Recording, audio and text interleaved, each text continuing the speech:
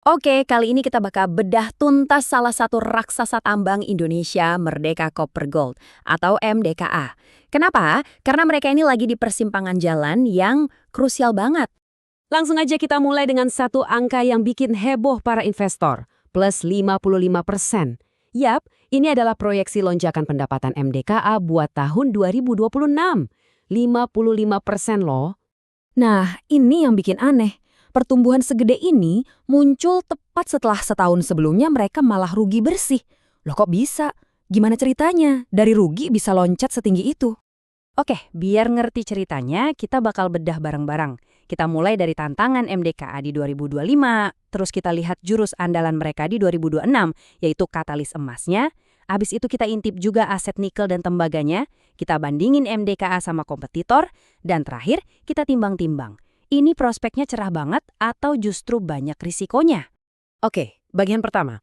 Ada apa sih di tahun 2025? Well, tahun itu bisa dibilang tahun yang penuh paradoks. Jadi gini, di satu sisi kinerja operasional mereka kalau kita lihat dari EBITDA-nya itu sebenarnya kuat. Tapi pendapatan totalnya malah anjlok 15% dari tahun sebelumnya. Dan ujung-ujungnya ya rugi bersih. Penyebab utamanya tekanan di bisnis nikel mereka. Nah, dari sinilah kita masuk ke inti ceritanya. Katalis Emas 2026. Ini semua tentang sebuah proyek baru yang gede banget. Proyek yang diharapkan bisa membalikan keadaan MDKA, dan proyek ini yang namanya Proyek Emas Pani, progresnya udah 94%, hampir kelar. Yang lebih keren lagi, pembangunannya ternyata lebih ngebut dari jadwal. Ini sinyal yang bagus banget kan?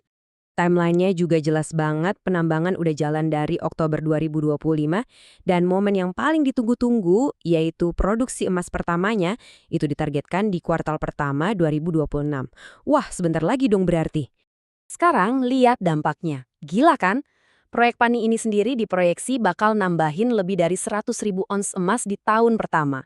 Artinya, total produksi emas MDKA bisa langsung naik 2 kali lipat. Bener-bener game changer. Oke, proyek emas Pani emang jadi bintang utamanya. Tapi jangan salah, strategi MDK itu nggak cuma soal emas. Kita bisa lihat di sini, sumber pendapatan mereka itu macam-macam. Emas emang paling gede, sekitar 65%. Tapi lihat, nikel masih nyumbang 25% dan tembaga 10%. Ini penting banget buat diversifikasi. Jadi strateginya gimana? Intinya mereka nggak cuma gali jual. Buat nikel, mereka lakukan hilirisasi, biar nilai jualnya lebih tinggi. Buat tembaga, mereka manfaatin harga global yang lagi bagus. Dan kuncinya, di semua lini, mereka berusaha bikin operasional seefisien mungkin buat nekan biaya. Oke, kelihatannya rencananya mantap. Tapi gimana kalau kita adu sama kompetitornya di Indonesia? Sebagus apa sih MDKA ini? Kita coba bandingin sama ANTEM ya, salah satu raksasa BUMN. Kalau lihat proyeksi margin EBITDA, MDK itu ada di 26,5%, sementara ANTEM sekitar 21%. Lumayan jauh kan? Keunggulan ini datang dari mana? Yaitu tadi, proyek Pani yang biayanya rendah. Nah, dibanding pemain lain kayak BRMS atau AMMN, MDKA ini punya posisi yang unik. Biaya produksinya kompetitif, tapi yang jadi kekuatan utamanya adalah diversifikasi aset. Jadi, kalau harga satu komoditas anjlok, mereka nggak langsung goyang.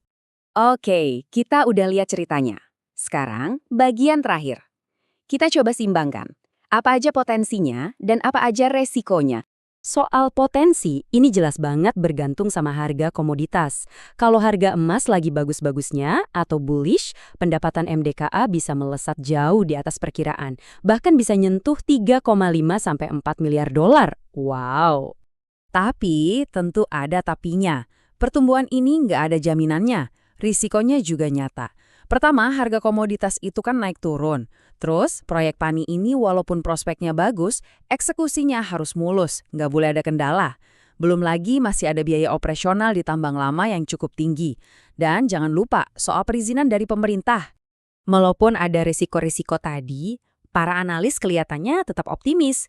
Kita lihat, sekuritas besar kayak Maybank dan Indo Premier masih kasih rekomendasi beli. Artinya, mereka ngelihat potensinya lebih gede daripada risikonya. Jadi kesimpulannya gimana? MDKA ini jelas lagi bertaruh besar untuk comeback di tahun 2026. Kuncinya cuma dua. Eksekusi proyek PANI harus sempurna dan pasar komoditas harus mendukung.